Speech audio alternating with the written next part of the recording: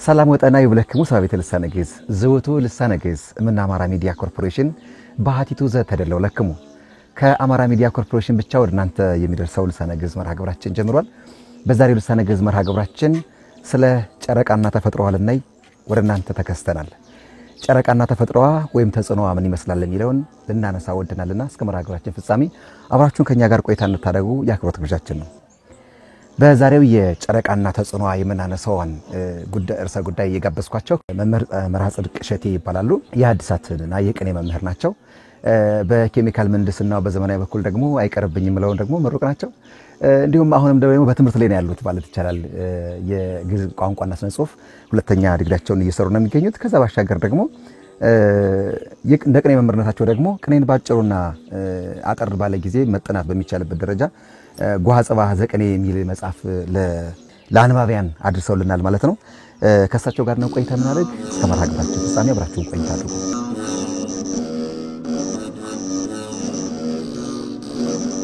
እኔታ እንደምሰነበቱ እንዴት አላችሁ? እንዴት ከረሙ? ደህና ናችሁ? እንኳን ለ2018 እንግዲህ ገብተናል። አደረሰዎት? እንኳን አብሮ አደረሰን። እንግዲህ በቸርነቱ እዚህ ያደረሰን። አሜን። መልካም። ጨረቃ ምንድናት? እስኪ ከዚህ እንጀምር። ሳይንስ ምንም ቢተነትን ዕውቀት አለኝ የሚሉ ሁሉ ስለ ተፈጥሮ ተንትነዋል። ግን ከመጽሐፍ ቅዱስ በላይ እነሱም ሲተነትኑ መነሻቸው መጽሐፍ ቅዱስ ስለሆነ ወደ መጽሐፍ ቅዱስ ነው የምንሄድና በኦሪት ዘፍጥረት ምዕራፍ 1 ከቁጥር 3 አንስቶ እያነበብን ስንሄድ የጨረቃን ታሪክ እናገኛለን። ወይቤ እግዚአብሔር ለይኩን ብርሃን ብሎ በዕለተ እሑድ ብርሃንን ፈጥሯል። ከዚያ በኋላ በአራተኛው ቀን ግን 3 ታላላቅ ፍጥረታትን ፈጥሯል ይላል። እነዚህ 3 ፍጥረታት ፀሐይ፣ ጨረቃ፣ ከዋክብት ናቸው። ጨረቃ በዕለተ ረቡዕ በአራተኛው ሆህት በአራተኛው ኬክሮስ በአራተኛው ዕለት ነው የተፈጠረች። አራተኛው ዕለት ማለት ረቡዕ ማለት ነው። አራተኛው ሆህት ማለት በምስራቅ 6 በምዕራብ 6 መስኮቶች አሉ። በአራተኛው መስኮት ነው የተፈጠረች። ከፀሐይ ከጨረቃ ተፈጥሯቸው በአራተኛው ሆህት ነው። አራተኛው ሆህት የብርሃን መጀመሪያው መነሻው አራተኛው ሆህት ነው። አራተኛ ኬክሮስ ማለት ደግሞ ከምዕራብ እስከ ምስራቅ ከምስራቅ እስከ ምዕራብ ድረስ 60 ኬክሮስ ነው ያለ እና በአራተኛ ኬክሮስ አድርጎ ነው አምላካችን ነው የፈጠራት እና ሲፈጥራት የፈጠራት ከውሃና ከነፋስ ነው። ውሃ እንግዲህ ተፈጥሮ ብሩህ ነው። ብርሃን የመያዝ ችሎታ አለው። ውሃ በነገራችን ያው በጣም ምስጢራዊ ፍጥረት ነው።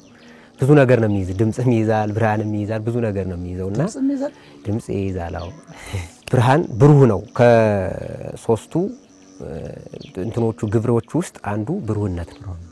አዎ ብሩህነት ነውና የብርሃን መሳያ እንድትሆን ለይኩን ብሎ በዕለተ እሑድ ከፈጠረው ፍጥረት ውስጥ ከፈጠረው ብርሃን ውስጥ ከፍሎ ነው 105 እጁን ነው የሰጠ። 1000 አንዷን ከ1000 ከፈለና አንዷ የስንዴ ቅንጣት ይታክል ወሰደ ይላል። በዕለተ እሑድ ከፈጠረው ያችን ከ1000 ከፈላት። ከ1000 ከፍሎ 595ቱን ለፀሐይ ሰጣት። ከዚያ በኋላ 105ቱን ለጨረቃ ነው የሰጣት። እዚያ 700 ይሆናል ማለት ነው። ሶስቱ 100 ለደመናት፣ 100 ለአብህርት፣ 100 ለማያት ሰጥቷቸዋል ይላል። ለ100 ለከዋክብት፣ 100 ለባህሮች ለውቅያኖሶች ማለት ነው። 100 ለደመናት፣ ደመናም ብሩ ነው። 105ቱን እጅ የሳለብ ከውሃው ላይ ነው። በነፋስ ነባሪያው ደግሞ እንድትንቀሳቀስ አድርጓታል። የነፋስ ሰረገላም ያንቀሳቀሳታል። ከምስራቅ እስከ ምዕራብ ተዘረጋ ኬክሮስ አለ። ከሰሜን እስከ ደቡብ ደግሞ የተዘጋ ኬንትሮስ አለ። በዚያ እንድትንቀሳቀስ አድርጓልና ነፋስ ከሌለ መንቀሳቀስ የለም። ጨረቃ የሚለው ሰረቀ ወጣ የሚለውን ያው አማርኛውና ግዕዙ ሲወራረስ ነው። አሁን ለምሳሌ ጨርቅ ይላል በአማርኛ፣ በግዕዙ ደግሞ ጸርቅ ይላል። ጸርቅና ጸና ጨ ጠና ጨ ብዙ ጊዜ ተወራራሾች ናቸው። ጸን ወደ ጨ ወደ ጠ የመውሰድ ማለት ነው እና ስለዚህ ሰርቃ ወጣ እንደማለት ነው እና የምትሰርቅ የምትወጣ እንደማለት ነውና ጨረቃ ዛሬ ሰርቅ አደረገች፣ ወጣች። ምስራቅ መውጫ ማለት ነው። ሰረቀ ምስራቅ መውጫ ነው። ጨረቃ ደግሞ በምስራቅ በመውጫው የምትወጣ እንደማለት ነውና ይሄ ወርህ የሚለው ደግሞ የጊዜው መጠሪያ ወር ነው አይደል? ወር የሚለው በጨረቃ ነው የሚሰፈረው። ስፍሩ ወራቱ የወር ብለን ወር የሚለው በጨረቃ ነው የሚሰፈረው። በፀሐይ 30 ቀን ነው። በጨረቃ ግን 29ም 30ም እየሆነ የሚሄዳለው ግን ስሙን ያገኘው ከጨረቃ ነው። ወርህ የሚለው በግዕዙ የወርህ የሚለው አንድ ወር በጨረቃ ነው ስፍሩ ማለት ነው። አበገደ አሌፍ ቤት ጋሜል ዳሌጥ ያለ ለሚሄደው ይሄ የጨረቃ መቁጠሪያ ነው። የጨረቃ ቁጥር ነው ቁጥሩ ማለት ነው። አበገደ የጨረቃ መቁጠሪያ ነው። በነገራችን ሃላሃ ነው የፀሐዩ የኢትዮጵያው ማለት ነው። ሃላሃ 26 ነው ፊደሉ አይደል? አዎ በ7 ስታበዛው 182 ይሆናል። 182 ማለት መንፈቅ ማለት ነው። 6 ወር ከ2 ቀን ማለት ነው። ይችን በ2 ስታበዛት ስንት ይሆናል? 364 ቀን ከ4 ቀን። ያ ማለት የፀሐይ መቁጠሪያ ነው። ሳይንሱን የሚለው ነገር አለው። ለምሳሌ ቀን ብርሃን ከፀሐይ ትወስዳለች ይላል። በእኛ በአብነት ጉባኤ ቤት ደግሞ ባለ ጥበባችን በሀገር በቀል ጥበባችን ደግሞ የሚለው ደግሞ ተሰጥቷ ቀደም ብለውኛል 105 ነው የተሰጣት ሰራ ተፈጠረ ነው። እና እንዴት ነው እሱ ነገር በየጊዜው ከፀሐይ ትወስዳለች ማለት ነው ወይስ የተሰጣት ነው ራሱ? አይ ሳይንሱ ማልተሳሳተ ተወስዳለች የሚለውንና ተሰጥቷታል የሚለውን ማስማማት ነው እንጂ ሳይንሱም አሁን በመጽሐፈ ሄኖክ ምዕራፍ 22 ላይ ፀሐይ ጨረቃ ከፀሐይ ብርሃን እንደምትቀበል ጨረቃም ደግሞ ለፀሐይን ደግሞ ለጨረቃ ብርሃን እንደምትሰጥ አስቀምጦታል። ሊቃውንቱም ያስቀምጣሉ። ይገናኛሉ ይላል። ተራክቦ ያደርጋሉ። ይገናኛል ፀሐይና ጨረቃ ማለት ነው። በተለይ በየ19 ዓመቱ በየወሩም ይገናኛሉ፣ በየዓመቱም ይገናኛሉ። በየ19 ዓመቱ ደግሞ ቀጥታ አንድ አይነት ጉዞ ይጀምራሉ። አውደ ዓመታቸውን ራሱ አሁን የፀሐይም የራሱ የዘመን መለወጫ አላት። እኛውም በፀሐይ ነው የምንሰራው። የጨረቃም የዘመን መለወጫ አላት የራሱ። እያንዳንዱ የከዋክብትም የዘመን መለወጫ አላቸው። ተራክቦ ሲያደርጉ ፀሐይ ለጨረቃ ብርሃን ትሰጣለች፣ ጨረቃም ከፀሐይ ብርሃን ትቀበላለች ማለት ነው። እንዴት ነው ከተሰጣት እንዴት ነው የምትቀበለው የሚለውን ነገር ምንድነው 105 እጅ እደ ብርሃን ተሰጥቷታ ማለት የጨረቃ የሚጠፋና የሚበራ አሁን የፀሐይ የተሰጠ ነው። የጨረቃ ግን እየጠፋ እየበራ እየጠፋ ልክ እንደ ቻርጅ ማለት ነው። ቻርጅ እንደሆነ አሁን ስልካችን ባትሪ ያለው አይደል? ባትሪው ቻርጅ ይደረጋል። 5000 ሚሊ አምፒር ከሆነ ቻርጅ የሚያደርገው 5000 ሚሊ አምፒር ቻርጅ እንዲያደርግ ተደርጎ ነው ስልክ የሚሰጥህ። ከዚህ አንተ ያንን ቻርጅ እያደረግክ መጠቀም ያንተ ስራ ነው የሚሆነው ማለት ነው። እና አንተ እግዚአብሔር ለጨረቃ የሰጣት መሸከም ትችላው መሸከም የሰጣት ብርሃኑ የምታገኘው ግን ከፀሐይ ነው የምታገኘው። ስለዚህ በተገናኘች ቁጥር ቻርጅ እያደረገች ሄዳል። አሁን በዘመኑ አገላለጽ ሲገለጽ እንደዚህ ማለት ነው። ከፀሐይ ታገኛለች፣ ከዚያ በኋላ ያንን ታበራለች፣ ያልቅባታል። እንደገና ትቀበላለች፣ ያልቅባታል፣ ትቀበላለች፣ ያልቅባታልና እደ ብርሃኑ 105 የተሰጣት በዘመኑ አገላለጽ ልክ እንደዚያ ብለን መግለጽ እንችላለን። ጠፍ የምትሆንበት ጊዜ አለ። ሮብ ትሆናለች፣ ግማሽ ትሆናለች። ከዛ እንደገና ደግሞ 1/3 የሆነች ትሄድና ደግሞ ሙሉ የመሆን እድሉ አለ። የመጥፋቷን በተመሳሳይ እንደዛ እየሆነ ነው የሚሄደውና ይሄ በሀገራችንም እንግዲህ ባለፉት ተከሰተም ነው። ጳጉሜ ወር ላይ ደም ትሆናለች ወይም ደግሞ ሙሉ ትሆናለች የሚለው ነገር ከዛ ጋር አብሮ የሚሄድ መስሎ ስለተሰማኝ ነው ያብራ ያነሳሁትና እሱስ እንዴት ነው የምትገናኘው የሚለውን የቅርጸ መጠኗም ጭምር እንዴት ነው? በጣም ጥሩ ነው። በነገራችን ላይ ምን ድንቅ ያልሆነ ፍጥረት አለ ነው እንጂ እንዲሁ አሁን መቼም መጻፍ የደረሰበትን ያጸናል አይደል?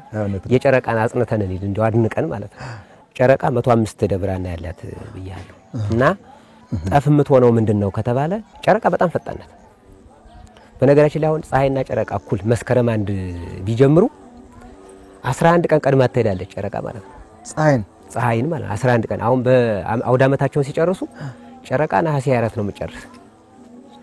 እንግዲህ አንድ ላይ እኩል በጀመሩበት ጊዜ ማለት ነው። ነሐሴ 24 ጨረቃ አንድ ዓመት ትሞላለች። ጨረቃ አዚያ ለፀሐይ ግን 11 ቀን ትጠብቃለች ማለት ነው። እና ጨረቃ ፀሐይ ቀስ ብላ ነው የምትሄድ። አሁን ፀሐይ በአመት 6ቱን መስኮት 2 ጊዜ ነው የምታደርሳቸው። መስኮት አንድን 2 ጊዜ፣ መስኮት 2 ጊዜ እያለ ነው የፀሐይ። ጨረቃ ግን በወር 6ቱን መስኮት ታደርሳቸዋለች። አንዱን 1 ጊዜ፣ አንዱን 2 ጊዜ፣ አንዱን 3 ጊዜ ያደረገች እስከ 8 ጊዜ አንዱን እያደረገች ደማምራ ሁሉንም አንድ ጊዜ ታደርሳቸዋለች። በጣም ፈጣን ናት ማለት ነው። እና ስለዚህ የጨረቃ የደብርሃኗ ደግሞ ከፀሐይ ያነሰ ነው። ስለዚህ በፀሐይ የመጋረድ እድል አላት ማለት ነው። ልክ ፀሐይ ላይ ሻማ ብናበራ ኩራዝ ብናበራ ፀሐዩ ነው አይደል ደምቆ የሚታየን እውነት ነው። እና ስለዚህ ደብርሃኗ የጨረቃ የፀሐይ 595 ነው፣ የጨረቃ 105 ነው። ስለዚህ በምስራቅ ጠፍ በምትሆንበት ሰዓት በምስራቅ እኩል ይወጣሉ ፀሐይና ጨረቃ 12 ሰዓት ማለት ነው። ስለዚህ እኩል ስለሚጓዙ ቀን ላይ ልናያት አንችልም ማለት ነው። ማታም እኩል ይገባሉ በምዕራብ ጠፍ በምትሆንበት ሰዓት ማለት ነው።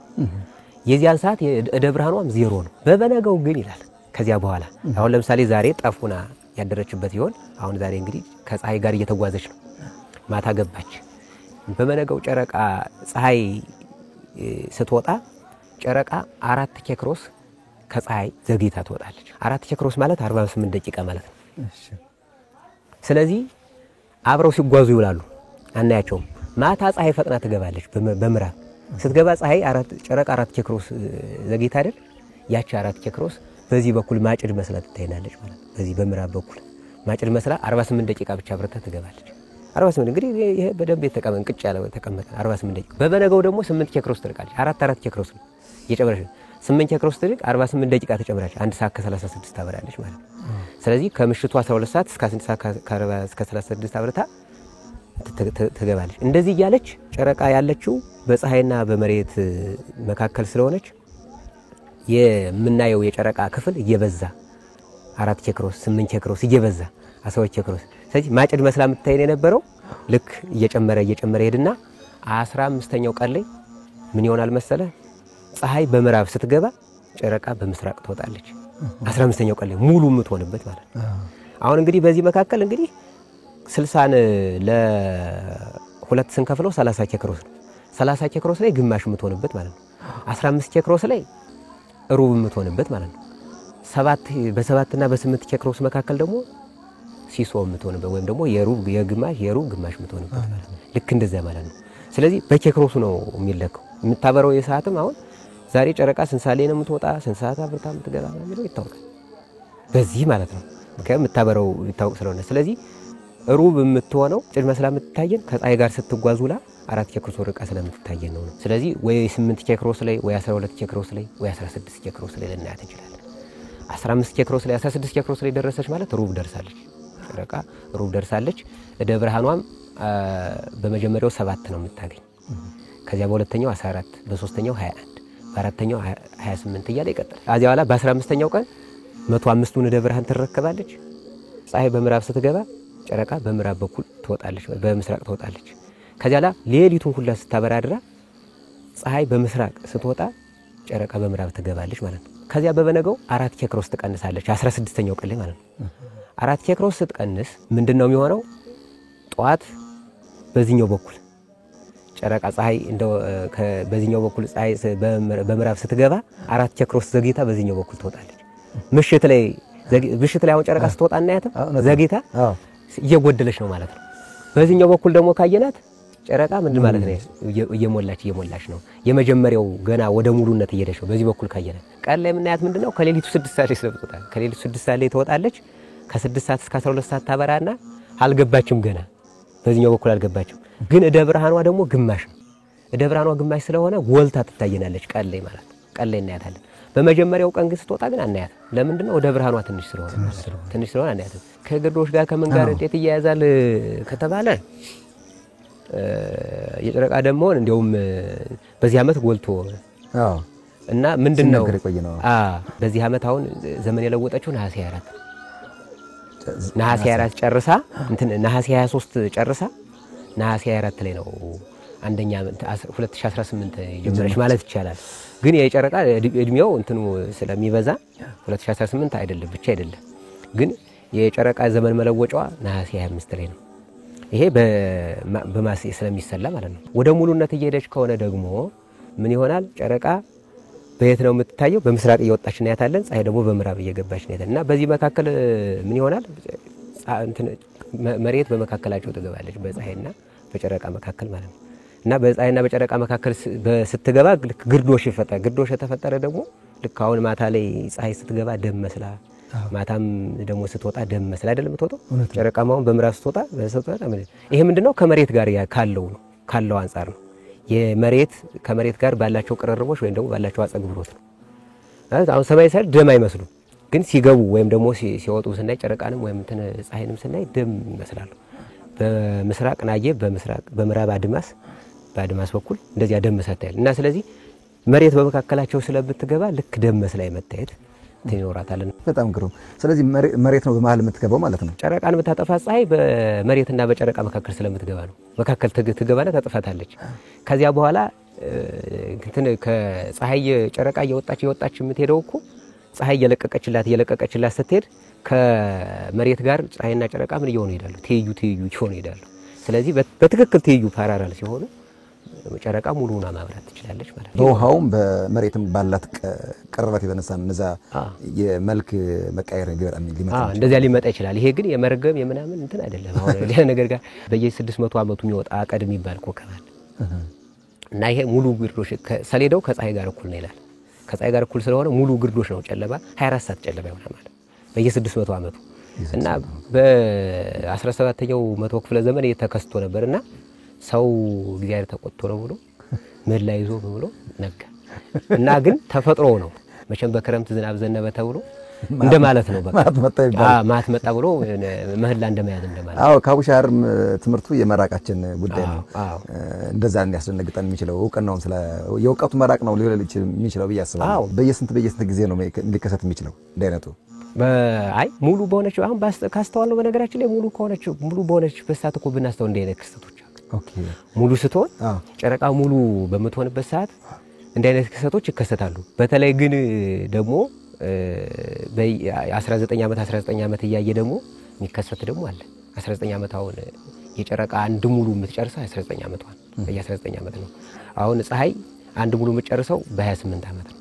ጨረቃ አሁን ዛሬ በወጣችበት አውድ ዛሬ በወጣችበት መስኮት ዛሬ በወጣችበት እለት በትክክል የምትወጣ ከ19 ዓመት በኋላ ነው። እና ይሄ ሳይንሱ ራሱ ሜቶን ሳይክል ብሎ ይጠራዋል።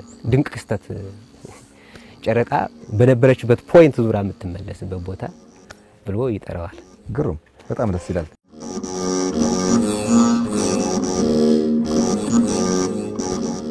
ጨረቃ በሰው ላይ ያላት ግንኙነት ምን ይመስላል? ከሰው ጋር በተለይ ጨረቃ እንግዲህ ተፈጥሮ ከነፋስና ከውሃ ነው። ቅድም እንዳልነው ማለት ነው። ተፈጥሮ ወይም በዚህ በዓለም ያሉት ፍጥረታት ተፈጥሯቸው ከነዚህ ከአራቱ ባህሪያት ነው። ማለትም ውሃ ነው፣ ነፋስ ነው፣ እሳት ነው፣ መሬት ነው። በእነዚህ ነው ለሰው ልጅ ሕያዊት የሆነች ነፍስ አለችው። ከዚያ ውጭ ግን ሌላው ከእንስሳት ከእጽዋቱ ጋር ተመሳሳይ ነው ማለት ነው አራቱ ባህሪያት። ስለዚህ እነዚህ ባህሪያት ጨረቃ ጋር የሚያገናኘው ነገር አለ። ይሄ የመሳሳብ አሁን ዓለም በመሳሳብ ነው የምትኖረው። የመሳሳብ ህግ ነው የሚያኖራት ይላል። በሳይንሱም የተቀመጠ አለ፣ በቤተክርስቲያኑም የተቀመጠ አለ። እንደው ቤተክርስቲያኑ ላይ ያለውን ግን ድንቅ ነገር አንስተረው ብናል ቤተክርስቲያን ላይ መስለዋል። ሊቃውንቱ ስለ ጨረቃ ብዙ ነገር ይላሉ። እንደው በትርጓሜ ላይ ያለ አንድ ነገር ላንሳለኝ። መጀመሪያ የማቴዎስ ወንጌል ምዕራፍ 4 ከቁጥር 24 ላይ ይሄ ጋኔን ያደረባቸው እጃቸው ልምሾ እግራቸው ልምሾ የሆነውን ደዌ ያደረባቸው ጨረቃ እያየ የሚጥላቸው ሁላ ፈወሳቸው ይላል እና ወወርሃ ያነ ብሎ ጨረቃ እያየ የሚጥላቸው አሉ እና እነዚያን ፈወሳቸው ይላል። እና እነዚህ እንዴት ነው ብሎ ትርጓሜ ሲተረጉሙ ሊቃውንቱ ጨረቃ ሙሉ ስትሆን ይላል ጨረቃ ሙሉ ስትሆን ደም ይመላል። ደም ስለሚመላ ብርድ ይለዋል። ብርድ ስለሚለው ደዌ ይቀሰቀስበታል። እና ይሄንን በዚህ ያስመሰለ ሰይጣን አይ ይሄ ሙሉ ስትሆን በቃ ጨረቃን ባታመልኩ ነው እያለ ያስመልካቸው ነበር። ጨረቃን ተፈጥሮን ያለ መረዳት መዘዝ ነው ቅድም እንዳልኩ። ግን ጨረቃ ሙሉ አሁን እኔ ሊቃውንቱ ያዩበት መንገድ ነው ግን የሚደንቀኝ። ጨረቃ ሙሉ ስትሆን ደም ይመላል። ደም ስትመላ ብርድ ይላል፣ ደዌ ይቀሰቀሳል ይላል። እንግዲህ ይሄ በ14ኛው በ15ኛው መቶ ክፍለ ዘመን የተቀመጠ ትርጓሜ ነው። ሳይንስ ከዚያ በኋላ እንግዲህ ያው የሳይንስ ምጻቱ እንግዲህ ከ18ኛው መቶ ክፍለ ዘመን በኋላ ነው የሚታይለት እና በደንብ ሄዶበታል ሳይንሱ ጨረቃ ከጤንነታችን ጋር። በዚህ ምክንያት እኔ እንደው ያየው ነበር አንዳንድ ነገሮችን በዚያ ላይ ትርጓሜ ቤት በነበርኩበት ጊዜ ማለት ነውና ከዚህ ከደዌ አንፃር ሲታይ እንግዲህ የሰው ልጅ 75% ፈሳሽ አይደል? የሰው ስሪታችን 3 እጁ ውሃ ነው። ከዚያ ውጭ ያሉት ነው መሬት ትያለ የሚሄደው ማለት ነው። ስለዚህ ከፍተኛ የሆነ የመገፋፋት እና የመሳሳብ ህግ ይፈጠራል ይላል። ሳይፈጠር በሰው ልጅ ውስጥ ያሉት እንትኖች ፈሳሾች የመጋፋት ጠባይ ያመጣሉ። ስለዚህ አይምሮአችንም አንጎላችን በፈሳሽ የተሞላ ነው። ሰውነታችንም ደም ነው የሚያንቀሳቀስ። ደም ከሌለው ሰው ሊንቀሳቀስ አይችልም። ስለዚህ በዚያ ሰዓት ምናልባት ደዌ ሊቀሰቀስበት ይችላል። ቁስል ካለው ቁስል ሊፈጠርበት ይችላል። ሌላ በሽታም ሊፈጠርበት ይችላል። ስለዚህ አራቱን ባህሪያት ማስማማት፣ አራቱ ባህሪያት ከተስማሙለት ችግር አይፈጠርም ይላል የሰው ልጅ እና አራቱ ባህሪያት መስማማት ማለት አራቱ ባህሪያት ከተስማሙለት የሰው ልጅ የሚበላው የሚጠጣው ምን የሚለው አራቱ ባህሪያት ለማስማማት የሚተኛውም አራቱ ባህሪያት ለማስማማት ነው። ሰው አራቱ ባህሪያት ከተስማሙለት ልክ ፍጹም ጤነኛ ነው የሚሆነው። ወይም ደግሞ የሚበላው የሚጠጣው ነገር ሁሉ ብቻ ከሰውነቱ ጋር ነው የሚቀርጅ ወደ ውጭ የሚወጣል። አሁን አራቱ ባህሪያት ይሄ ባላንስ ለማድረግ ነው አውጣ ማስገባ የሚለው እንደዛ ለማድረግ ነውና የአራቱ ባህሪያት አለመስማማት ነው። እና በተለይ አሁን እኛ በደም ስለማናስተውለው ነው ነገራችን ላይ አንደኛ ጨረቃ መቼ ነው የምትወጣ መቼ የምትገባ መቼ ሙሉ የምትሆን የሚለውን አናስተውለው። ብቻ በሽታ ሲቀሰቀስ ወይ ሐኪም ቤት መሄድ ነው ወይም ደግሞ የሆነ ነገር ቀጥቅጣ መጠጣ ምን ልናደርግ የምንችለው ለምን ነው ተፈጥሮ ስለግ ተፈጥሮውን የሚያውቁት ሊቃውንት የሚያደርጉት በዚያ ሰዓት ባህሪያቸው መስማማት እነዚህ ፈሳሾች እንትን ሰዓት የመቅበጥበጥ ባህሪ ሊያመጣ ይችላል። ሰውየው ወደ ተቃራኒ ጾታ የመሄድ እንደ አይነት ጠባይ ሊመጣ ይችላል። ያነሳሳል። አዎ ፍትወት ይነሳል ይላል። ሞገድ ነው። ስለዚህ የሚነሳ ሰውነታችን ላይ ይነሳል ማለት ያው 75% የውሃ አካል ይነሳል። ስለሚነሳ በዚያ ሰዓት መጠንቀቅ ያስፈልጋል ማለት ነው። ብዙ ሰው ኃጢአት ይሰራል ይላል። እንደውም የሚገርም ነገር ሳይንስ ከወንጀል ጋር እየይዞ ራሱ አጥንቷል። ወንጀል ምን ያክል ወንጀል ነው የሚፈጠር? ጨረቃ ሰርቅ ስታደርግ፣ ጨረቃ ሙሉ ስትሆን፣ ጨረቃ እንደገና ስትወልና አጥንተው የተወሰኑ ሳይንቲስቶች ምንም እንትን የለውም ኢፌክት የለውም ብለው፣ ግን የተወሰኑት ግን አደጋ እና ወንጀል በሙሉ ጨረቃ ጊዜ ይጨምራል። አደጋ የማድረስ ምክንያቱም ሰው እኛ በነገራችን አራቱ ባህሪያት ውጤት ስለሆነ አራቱ ባህሪያት በሚያመጡት ነገር ነው ከውስጣችን ምን ነስ ወይ ምን ፈጥነው ወይ ምን ዘገየው ማለት ነው። በዚች ወቅት ሙሉ በተሆነበት ሰዓት ብዙ ሰዎች ወደ ሆስፒታል ሁሉ በህመም ምክንያት ይሄዳሉ የሚለው ወንጀል ከመስራት እሱንም እንዳሉትም አንዳለው ነው። አዎ ከህመም ጋር ተያይዞ ስለሚያመው ሰውየው አሞኝ ነው ብሎ ወደ ሆስፒታል ይሄዳል። አሞ ሳይሆን ግን የአራቱ ባህሪያት እንትን ነው የአራቱ ባህሪያት አለመስማማት ነው። የደም ግፊት ልታስነሳ ትችላለች። ደም ግፊት ያለበት ሰው ለምሳሌ በደም ግፊት ሊነሳበት ይችላል። ስለዚህ ምክንያቱም ከፍተኛ የሆነ በሰውነታችን ሞገድ ስለምትፈጥር የደም ግፊት ሊነሳበት ይችላል ይሰች። ከዚያ ውጭ ባለው በሚመገበው በሚበላው ወይም ደግሞ ሲናደድ ወይም ሲል ሊነሳበት ይችላል። ግን አይ ጨረቃ እኮ አይ እንደዚህ ብሎ ጨረቃ እኮ እንደዚህ ሆና ወይ ቆሰልኩ ወይ እንደዚህ ሆንኩ ይላል። አሁን የገጠሩ ሰው በተለይ ጨረቃ እያየ ነው የሚያመኝ እኮ ይላል። እንደዚህ ሆና ጨረቃ እያየ እንደዚህ ያደርገኛል ይላል። በአማካይ 20 ደቂቃ ይዘገያሉ በድሮ ከሚተኙበት 20 ደቂቃ ይዘገያሉ። ስለዚህ እንቅልፍ ይነሳዋል ሰውዬው። ቅብጥብጥ ነው የሚያደርገው ነገራችን ሲሆን ቅብጥብጥ ያደርጋል። ተናገር ይለዋል። ለማወቅ ዕውቀት ከሆነ የሚፈልግ ለማወቅ፣ ሀብት ከሆነ የሚፈልግ ሀብት ለማግኘት እንዲህ ይላል እና እነዚህን በሚፈልግባቸው ፍላጎት ውስጥ ይወድቅና ወንጀል ይሰራል ወይ እንደዛ ይሆናልና ባጭር ጊዜ አዎ። ስለዚህ እንትን እንቅልፍ ራሱ አሁን ዝም ብሎ ከሌላ አንፃር የሚመጣ አለ። ግን ጨረቃ ሙሉ ስቶ መሞከር ይቻላል ማለት ይቻላል። ሰዎች እንቅልፍ ተሎ ከተኙ በኋላ እንቅልፍ ጋደም አልጋቸው ጋር ከተገናኙ በኋላ ማለት ነው በአማካኝ 20 ደቂቃ ይቆያሉ። እስከ 20 ደቂቃ ይቆያሉ። ህፃናት ሳይቀር የህፃናትን በሳይንሱ ያጠና በህፃናት በወጣቶች በሽማግሌዎች ብሎ ነው ያጠናውና ህፃናት ላይ ሳይቀር ራሱ ተጽዕኖ አላት ማለት ነው። እና ዶክተር ሚካኤል ዝምካ የሚባል ነው በጣም ብዙ ጥናት ያጠና በዚህ በጨረቃ ዙሪያ ብዙ ጥናት አጥንቷልና አብዛኛው ሰዎች በሙሉ ጨረቃ ጊዜ ወደ ሳይካትሪስት ይሄዳሉ።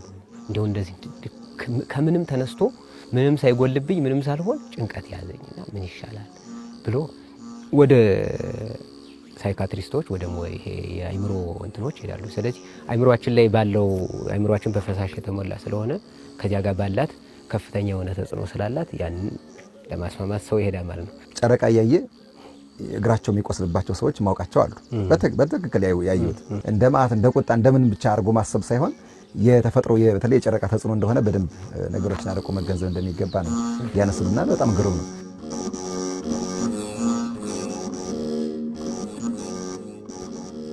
የተወደዳችሁ ተመልካቾቻችን ቆይታችሁን ያደረጋችሁት የምትገኙት ከአማራ ሚዲያ ኮርፖሬሽን ከልሳነ ግዕዝ መርሃ ግብራችን ጋር ነው ያላችሁት። አብራችሁን ከኛ ጋር ሳላችሁ እጅግ ያርገን የምናመሰግነው። እየተነጋገርንበት የምንገኘው ርዕሰ ጉዳይ ጨረቃና ተፈጥሮዋ እንዲሁም ተጽዕኖዋ ላይ ነው ውይይት ያደረግን የምንገኘው። ለዚህ ደግሞ የጋበዝኳቸው እንግዳ የዘውትር እንግዳችን የሆኑት መምህር መርሐ ጽድቅ እሸቴ ናቸው። የሐዲሳትና የቅኔ መምህር ናቸው። እንዲሁም ደግሞ በኬሚካል ምህንድስና ደግሞ ምሩቅ ናቸው። የጎሃ ጽባህ ቅኔ መጽሐፍ ደግሞ ጭምር ደራሲም ናቸው።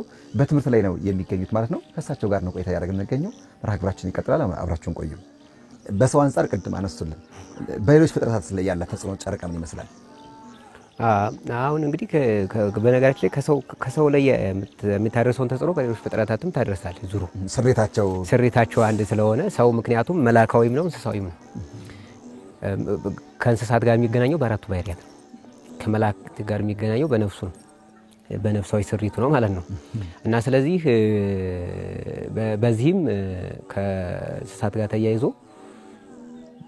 ያው የመንጠላጠል ይላል የመራባት እንትናቸው ከጨረቃ ጋር የተያዘ ነው።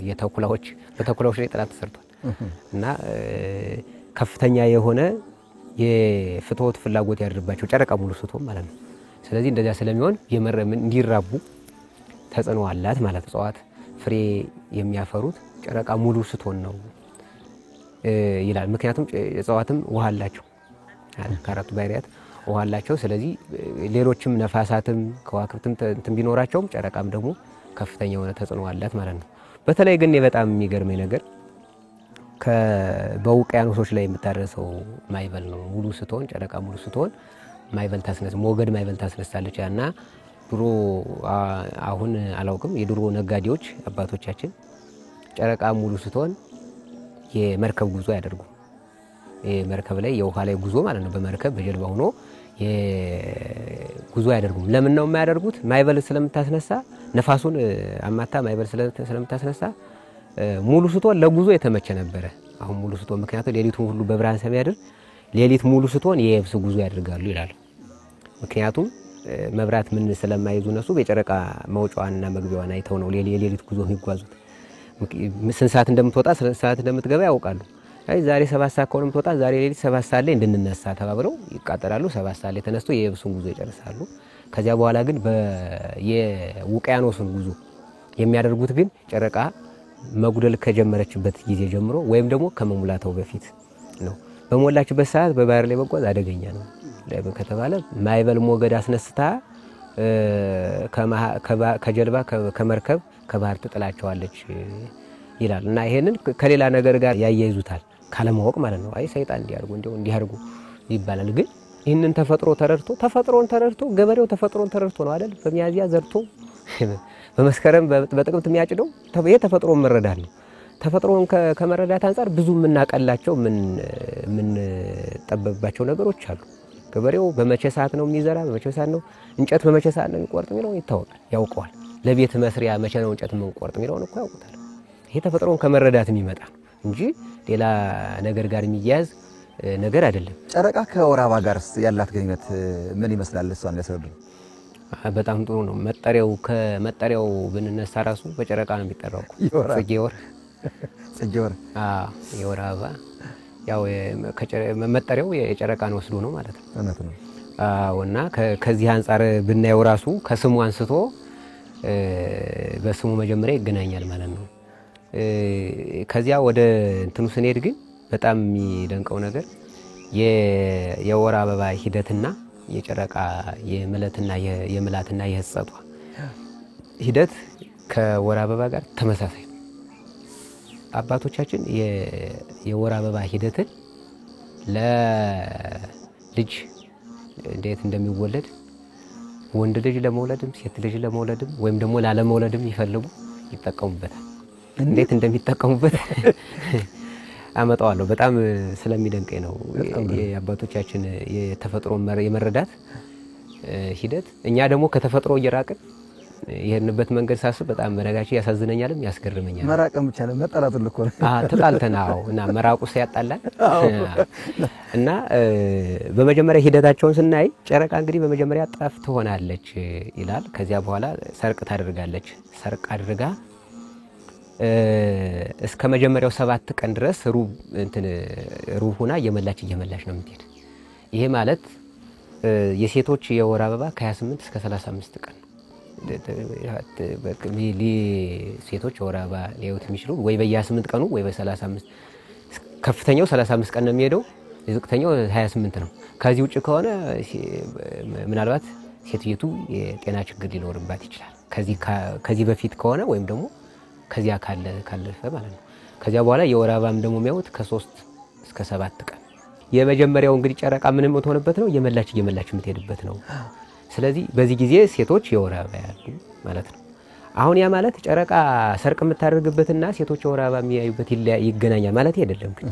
ሂደቱን ነው እንጂ አንዲቱ ጨረቃ ጠፍ ስትወልድ ልታይ ትችላለች፣ አንዲቱ ደግሞ ሙሉ ላይ ምላት ላይ ልታይ ትችላለች፣ አንዷ ደግሞ በመጀመሪያው ሩብ ላይ ልታይ ትችላለች፣ አንዷ ደግሞ በመጨረሻው ሩብ ላይ ልታይ ትችላለች።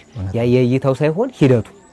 አሁን አንዲት ሴትን ብንወስድ አንዲት ሴት የመጀመሪያ የወር አበባ ስታይ ከ3 ቀን እስከ 4 ቀን ደም ታያለች ማለት ነው፣ እስከ 7 ቀን። ጨረቃም እስከ ሰዓት የምትመላበት ሰዓት ነው። ብርሃን እየተቀበለች የምትመላበት ሰዓት፣ ወደ መሙላት የምትሄድበት ሰዓት ነው። ይቺ ሴትም ደግሞ ሌላ ዘር ለማስገኘት ሌላ ልጅ ለማስገኘት ወደ ሂደት የምትሄድበት ሂደት ነው። ይሄ የወር አበባ ተፈጥሮ ነው። ልጅ እንደምታስገኝ ልጅ መውለድ እንደምትችል የሚገልጥ ነው። ወደዳች የወር አበባ ደስታ ነው ማለት ነው። ግሩም ለዚያ ነው ጽጌ ወር ብለው አባቶቻችን እንግዲህ ከአበባ አይደል ፍሬ የሚገኘው የወር አበባ ብለው የሚጠሩበት ምክንያት ያ ነው። 7 ከ8ኛው ቀን ጀምሮ ያቺ ሴት የመጽነስ ዕድል የምትጀምርበት ሁለተኛ ሩብ ላይ ጨረቃ ወደ መሙላት የምትሄድበት ሁለተኛ ሩብ ላይ ማለት ነው። በተለይ ከዚያ በኋላ እያለች እንግዲህ አባቶቻችን ሲሉ ከእናት ደም ከአባት ዘር ተከፍሎ ነው የሚሉት። ሳይንሱ እንቁላልና ዘር ብሎ ነው የሚጠራ። ከእናት ደም ከአባት ዘር ተከፍሎ ልጅ ይገኛል ነው እና ከ9ኛው ቀን አንስቶ እስከ 16ኛው ቀን የወር አበባ ካየችበት እስከ 16ኛው ቀን ማለት ነው የመጽነስ ዕድል አለ ሴትየቱ። እንግዲህ ይሄንን ዶክተሮች የሚያውቁት።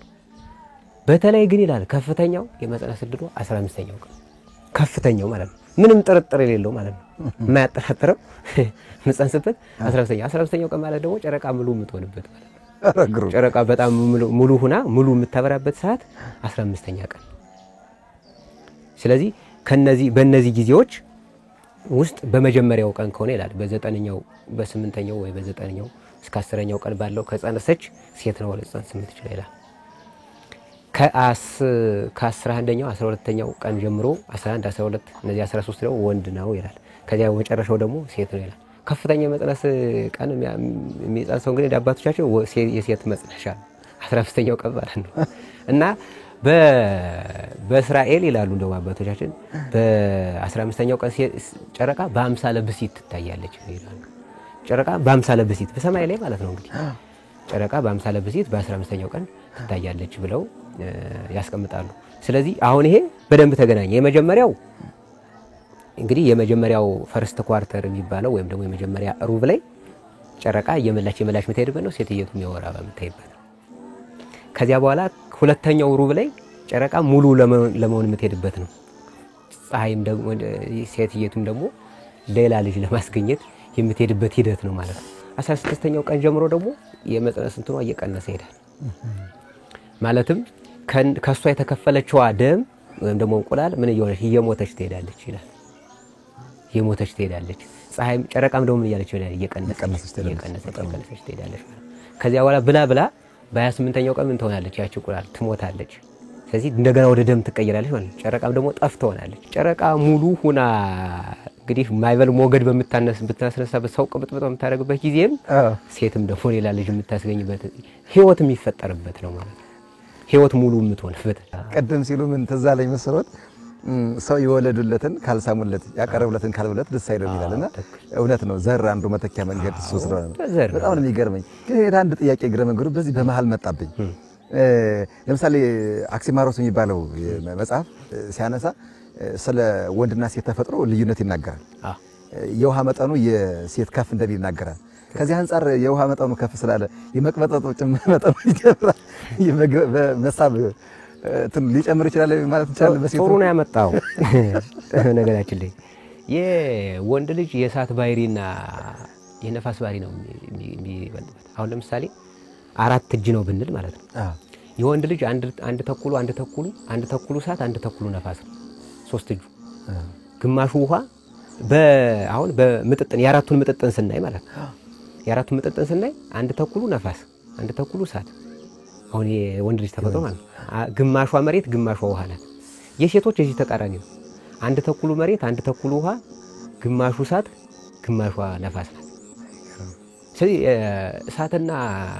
እሳትና ነፋስ ደግሞ በነገራችን ላይ እሳትና ነፋስ አይተንደው ወደ ላይ ነው ሂደታቸው ማለት ነው።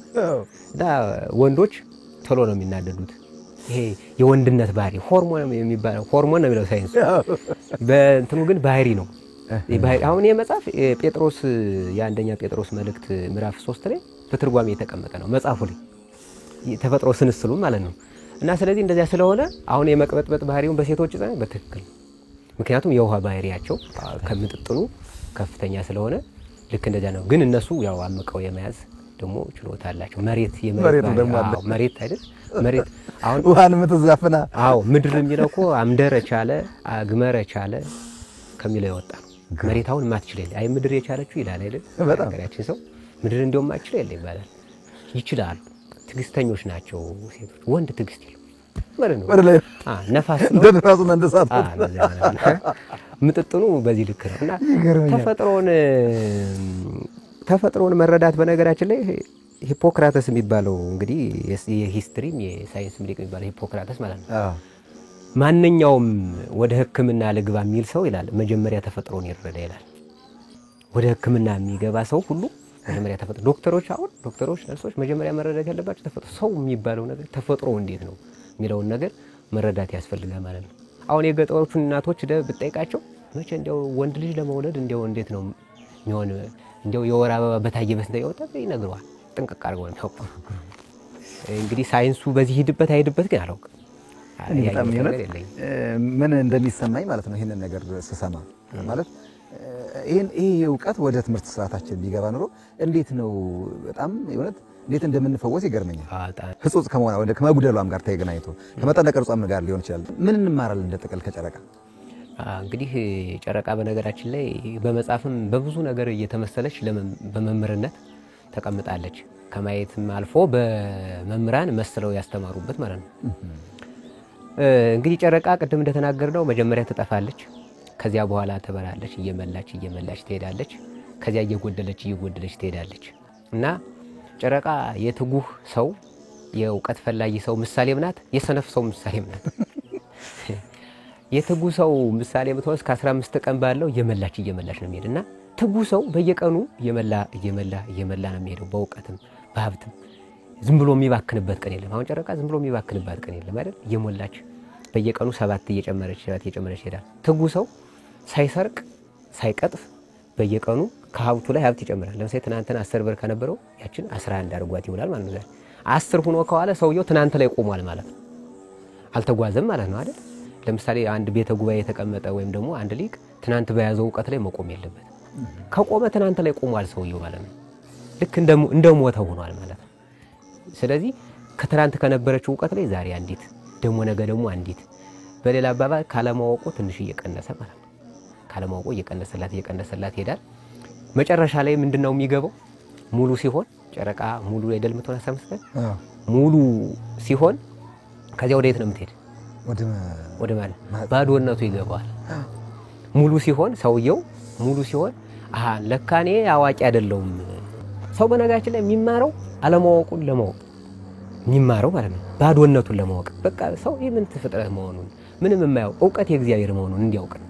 ከዚያ ውጭ ግን በነገራችን ሰውየው ባወቀው እውቀት የሚኮራ የሚተብት ትዕቢተኛ ከሆነ እኔ እኮ አውቃለሁ ምን እያለ እንትን የሚል ከሆነ ገና ሰውየው አልሞላም፣ ወደ መሙላት ነው ገና እየሄደ ያለ ማለት ነው።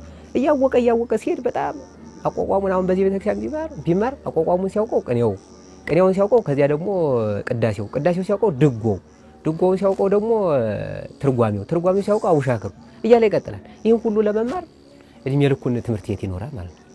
ብሎ ይሄን ያክል በእድሜ ዘመኔን በትምህርት ፈጀሁት ብሎ አንዲት ነገር ይረዳል። ስለዚህ አዋቂ እግዚአብሔር ብቻ ነው ማለት ነው። ያወቀው እውቀት ራሱ በየቀኑ እየረቀቀበት ይሄዳል። የፊደሉን ምስጢር ሲያዩ አሁን የጨረቃውን ሲያዩ የከዋክብቱን ሲያዩ የፀሐዩን ሲያዩ እያንዳንዱ የመጻሕፍትን ትርጓሜ ሲያይ እየደነቀው ከዚያ በኋላ ምን ትሁት እየሆነ ይሄዳል። ከዚያ በኋላ እየጎደለች ስትሄድ ደግሞ የሰነፍ ምሳሌ ተደረገ። እንዲያውም ሲራክ ይላል ልበ አብድ ያጽጽ ከመን ተወርህ ይላል። የሰነፍ ልብ በየቀኑ እንደ ወርህ እየጎደለ የሚሄድ እየጎደለ የያዘውን ያጠፋል። ሀብትም ከሆነ የያዘውን ሀብት፣ እውቀትም ከሆነ የያዘውን እውቀት፣ ጽድቅም ከሆነች የያዘችውን እውቀት። ለምሳሌ በየቀኑ ራስን ኦዲት ማድረግ ያስፈልጋል። ስፍረ ጊዜ መስፈሪያ አይደለች ጨረቃ? ስፍረ ጊዜ መስፈሪያ እና ኦዲት ዛሬ ምን ሰርቼ ነው ዋልኩ? ከስጋዬ አንፃር እንግዲህ የስጋና የነፍስ አይደለም እኛ ለስጋዬ ምን ሰርቻለሁ፣ ለነፍሴስ ምን ሰርቻለሁ? ከዚያ በኋላ ሰውየው ማታ በትክክል መተኛት ይችላል። ይሄን ካደረገ በትክክል ምንም የሚቆረቆረው ነገር የለም። እንደው ጠገግ አልጋ ላይ እንኳን ቢተኛ አይደለም ጥሩ ፎም ላይ ቀርቶ ጠገግ አልጋ ላይ ቢተኛ ህሊናው ነፃ ስለሆነ ኦዲት አድርጎ ለስጋዬ ይሄን ሰርቻለሁ፣ ለነፍሴ ደግሞ ይሄን ሰርቻለሁ። ከሁለቱ አንዱ ከጎደለ ግን ይሄን ሳልሰራው እያለ አንድ ጊዜ ወደዚህ ይገላበጣል። የሚጎረብጠው የተኛበት ሳይሆን ህሊናው የጎረበጠው ሳይተኛ ያድራል። ይሄ ሰው እየጎደለ ነው የሚሄድ እንደ ጨረቃ ማለት። እያንዳንዱ ተፈጥሮ ሲታይ በራሱ ሌላ የትምህርት ማዕከል፣ ሌላ የምርምር የምስጢር ማዕከል ነው በነገራችን ላይ እና በጣም ድንቅ ነገር ነው በእውነት። እኔ ታምራት እሸቴ በጣም እውነት እጅግ አድርጌ ነው የማመሰግነው። ከዚህ በፊትም ብዙ ነገሮችን አብረን ሰርተናል። ወደፊትም እንሰራለን ማለት ለመናገርና በጣም ደስ ብሎኛል። ስለ ጨረቃ ዛሬ የተረዳሁት ተመልካቾችም ይሄን ተረድተውታል ብዬ ተስፋ አደርጋለሁና ብዙ ነገሮች አግኝተንበትና ስለ ውድ ጊዜውም ስላካፈሉን እውቀት እጅግ አድርጌ ነው የማመሰግነው በተመልካች ስም። እኔም በእግዚአብሔር ስም እንደው በጣም እጅግ አመሰግናለሁ። ይሄ የህዝብ ሀብት ነው፣ ለህዝብ ነው መሆን ያለበት፣ እዚህ መቅረት የለበትም ብዬ አስባለሁ እና እንግዲህ እግዚአብሔር ይስጥልኝ። እኔም አመሰግናለሁ። በጣም ደስ ይላል።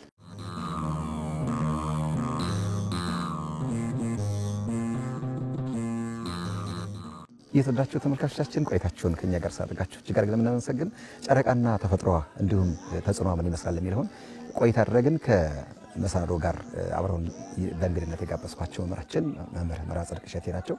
አብረውን ከኛ ጋር ቆይታ አድርገዋል። በጣም በርካታ ጉዳዮችን ስለ ጨረቃ ተነስተውባቸዋል።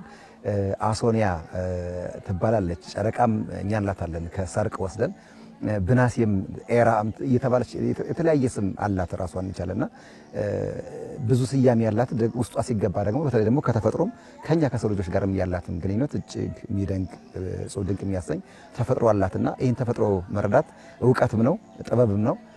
ይህን እንግዲህ ወደ ስርዓተ ትምህርታችን አካቶ መስራት እንደሚገባን የዘወትር የዝግጅት ክፍላችን መልእክት ነው ማለት ነው። አብራችሁን በድጋሚ ከኛ ጋር ቆይታ ስላደረጋችሁ እጅግ አድርገን እናመሰግናለን። መርሃ ግብሩን ጋሻው ጀንበር በዚህ መልኩ ወደ እናንተ አቀረብኩላችሁ። በቀረጻ በኩል ደግሞ ሀብተ ገብርኤል እና አቤል ከኛ ጋር ቆይታ አድርገዋል።